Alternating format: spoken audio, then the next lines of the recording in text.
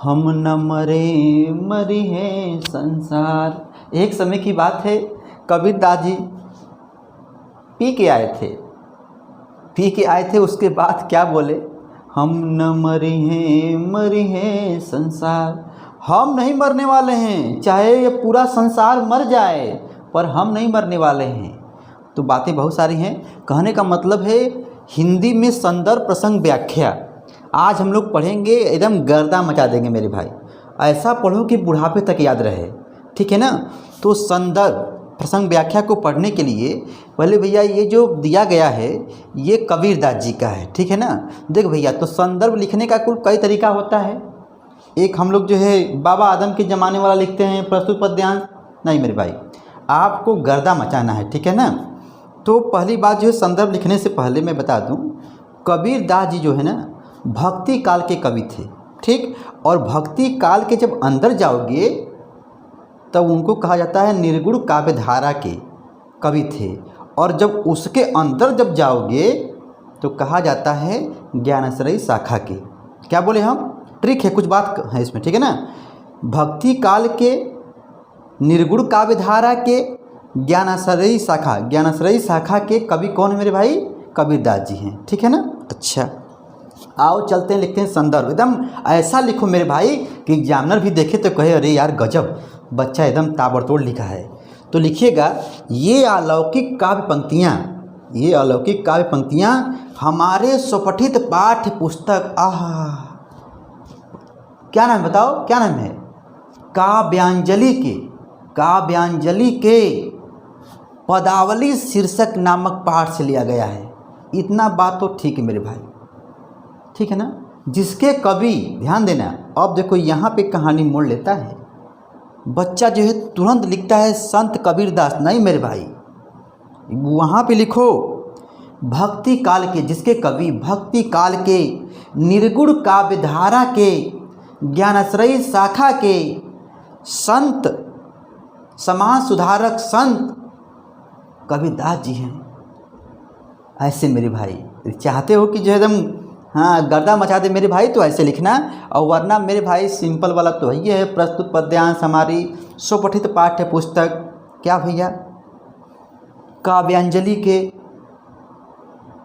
पदावली शीर्षक नामक पाठ से लिया गया है, जिसके कवि संत कबीर दास जी हैं। ये भी सही है, सब सही है, लेकिन चाहते हो कि गर्दा मचा दें तो वो लिखिएगा, ये अलौकिक काव्य पंक्तियाँ, बोलो मेरे साथ, ये अलौकिक काव्य पंक्तियाँ हमारे स्वपठित पाठ्य पुस्तक, जिसको हम लोग पढ़ लिए हैं, काव्यांजलि के पदावली शीर्षक नामक पाठ से लिया गया है, जिसके कवि, अब आ जाओ, भक्ति काल के निर्गुण काव्य धारा के ज्ञानाश्रयी शाखा के समाज सुधारक संत कबीर दास जी हैं, ठीक है ना। अच्छा ठीक है भैया, अब यहाँ पर जो है प्रसंग में ये लिखना कि प्रस्तुत पद में कबीर दास जी जो है, कबीर दास जी राम की भक्ति के औषधि के महत्व को बताए हैं कि भैया जो रस का पान करेगा वो जिंदा रहेगा, जो नहीं करेगा टाँय फिस हो जाएगा। चलो भाई पढ़ते हैं, ठीक है ना। व्याख्या एकदम मेरे भाई सरल तरीके से होगा, वीडियो को पूरा देखना, ठीक है ना। दोस्तों को भी शेयर कर देना। तो यहाँ पे लिखा है हम न मरे हैं मरे संसारा, हम न मरे, ओ हो।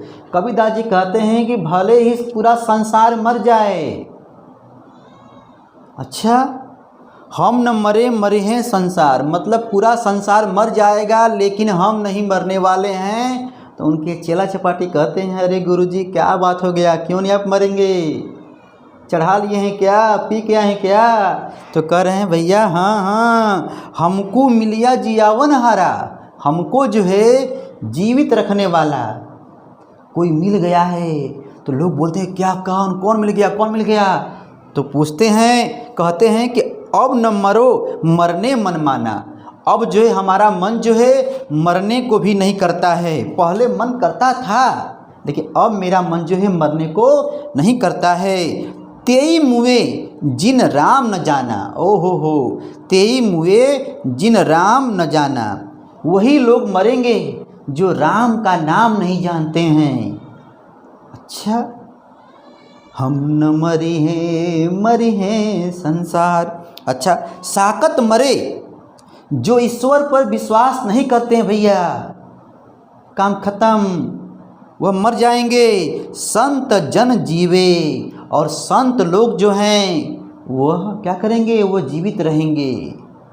तो कहें भाई भरी भरी राम रसायन पीवे, क्योंकि वो भर भर के, अब देखो क्या पिए हैं, राम का रसायन, राम की भक्ति का औषधि पिए हैं, राम की भक्ति में लीन हैं, ठीक है ना, क्योंकि वह राम की भक्ति के रस का पान कर लिए हैं, इसलिए वे लोग नहीं मरेंगे। वही मरेंगे जो ईश्वर पर विश्वास नहीं करता है, जो ईश्वर को नहीं मानता है, ठीक है ना। अच्छा, हरी मरी हैं तो हमहू मरी हैं। ओहो हो, अब देखो और नशा जो है मेरे भाई चढ़ गया, नशा चढ़ गया। क्या बोलते हैं, हरी मरी हैं, यदि ईश्वर मरेंगे, हरि मरेंगे तो हमहू मरी हैं। देखो, तो हमहू मरी हैं, यदि ईश्वर मरेंगे तो हम भी मर जाएंगे। हरि न मरे हम काहे को मरी हैं। जब हरि नहीं मरेंगे, जब ईश्वर नहीं मरेंगे तो हम काहे को मरेंगे, हम काहे को मरेंगे, ठीक है।